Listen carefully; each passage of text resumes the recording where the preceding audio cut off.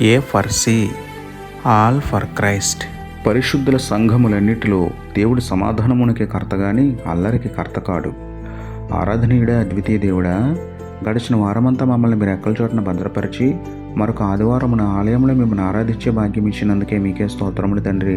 అయ్యా, ఈరోజు ఆలయానికి వెళ్ళి అల్లరికి అవకాశం ఇవ్వకుండా మీ యందు విధేయత, నెమ్మదిగల ప్రవర్తన కలిగి ప్రార్థించుటలోను, పాటలు పాడుటలోను, వాక్యం వినుటలోను ఆసక్తి చూపించే మనస్సు అనుగ్రహించండి తండ్రి. మీ వాక్యమును శ్రద్ధగా విని మంచి నేలను పడిన విత్తనముల వలె నూరంతలుగా ఫలించేలా మమ్మల్ని దీవించండి తండ్రి.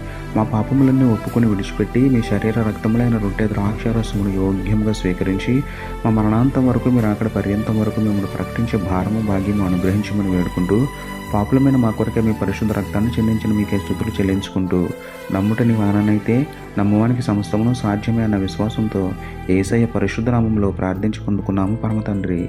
ఆమేన్.